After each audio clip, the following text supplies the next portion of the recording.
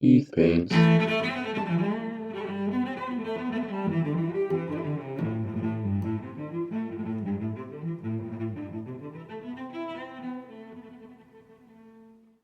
Hello, and welcome to another episode of Keith Paints. Today, I'm painting Yessik the Bard. I believe he is part of the August Patreon release from Printed Obsessions. There's apparently a secret competition to paint the best object source lighting on Yessik, or make the best video about it, or something, I'm not sure. But I guess Frozen is giving away a Sonic Mini, and I've heard good things about those printers. Anyway, Yessik is a washed-up, drunk pyromaniac of a bard. He has clearly not had a good day busking, and is about to take it out on everyone around him. Ready to light up his favorite concoction, I get to light up his face with object source lighting. That is, paint the model in such a way as to show the light from his flame realistically shining on everything around it. My goal is to paint him as normal, but with brighter highlights on the sides facing the flame, then glaze on some yellows and reds, something like this. So I start with the hard-to-reach parts, Bugman's glow on the face, hands, and feet. While we are working on the face, I start the eyes. I'm going to have to touch up after them anyway, best to do them now before I'm finished the base layer for the face. It took a few tries, but I use white scar and later come back with Abaddon black for the pupils. Same for the teeth and the mouth. The teeth were definitely visible in the render, but printing at 25 microns, I couldn't really see them. I did manage to give the impression with thin white lines though. I gave his pants a base coat with corn red, and the little flame on his thumb gets a bit of the red too. His shirt is a khaki color, so I base coat it with Xandri dust. It was hard to tell if his sleeves were part of his jacket or part of his shirt. The model was printed with detached arms, and painting them as the shirt hides the fact that they have been attached a little bit. His beard and hair I give a base coat of Dawnstone. His jacket I give a base coat of Caliban Green. All his leather, his greaves, belt, bag, and the bag strap all get a base coat of Rhinox hide. I paint the laces on his greaves with Xandri dust. His lute I paint with Dryad bark, and the rope holding his lute I also paint with Xandri dust. I think these might be some of the best pupils I've ever painted. They're both looking right at what he's doing.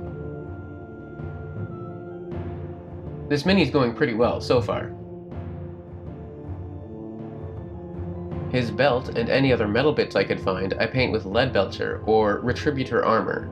I really like the little details on his lute, not just the recently broken strings, and the body damage I imagine is very fresh as well, but the gold filigree on the bottom and on the sides is a really nice touch. The tiles on the ground I paint with Dawnstone, and the book's pages with Rakarth flesh. I give most of the model, everything but the skin pretty much, a wash with Nuln oil.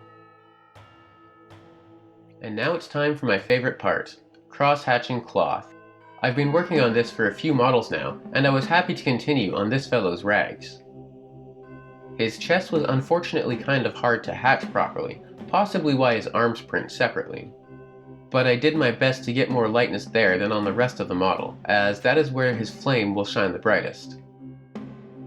First, I hatched a mix of Xandri dust and Ushabti bone, and then just pure Ushabti bone. Alright, his shirt looking great, I move on to his skin. I didn't try lots of mixing flesh tones like in previous videos. I just used straight Bugman's Glow, Cadian flesh tone, and Kislev flesh, and tried to lighten the areas most visible to the flame. The top of his hands, pretty much all of his face. I'm pretty sure I placed his right hand incorrectly. I did carelessly break off the first flame and had to reprint it, and the fit was kind of loose when I did so. I think it's supposed to be lower, which would have made for more dramatic shadows on his face, but I did my best to leave shaded strips above his eyebrows and cheeks a little bit.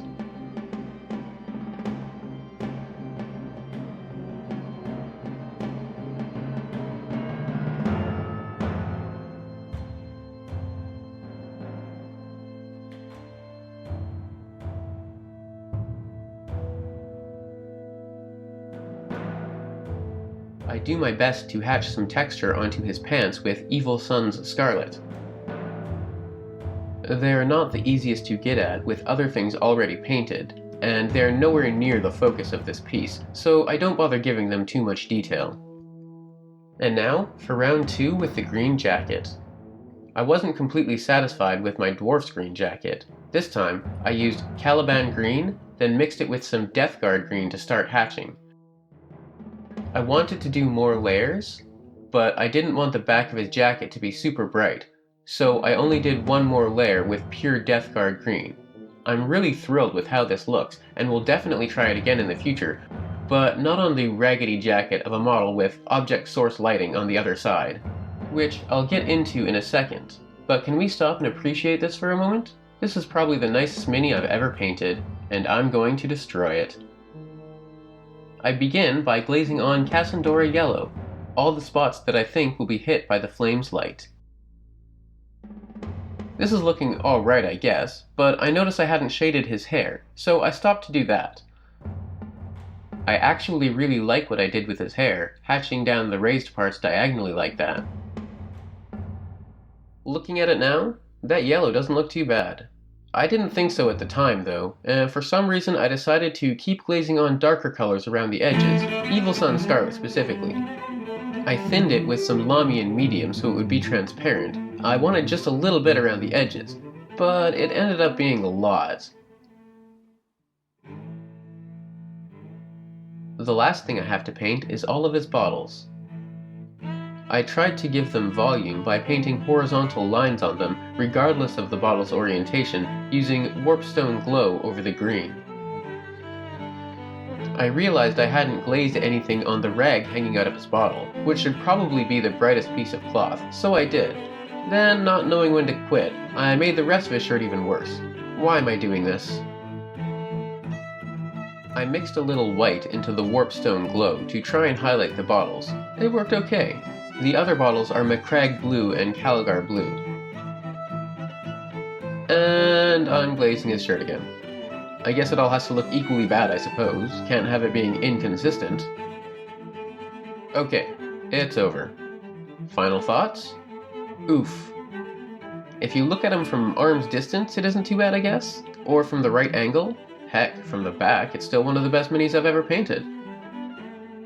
I'm kind of tempted to reprint him and try again. Hey folks, Feature Keith here. As it happens, that's exactly what I did. Part of the reason I bought a 3D printer was so that I could have cheaper models that I could practice on. It's a lot easier to paint bravely if you can just reprint and try again. I did film the process, but I didn't manage to get it into this video. It wasn't significantly different from the first try anyway, though if there's an interest, I will make a time-lapse out of the footage. And a special thanks to Brent from Goobertown Hobbies for sending so much traffic my way.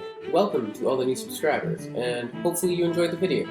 Let me know in the comments, and thanks for watching.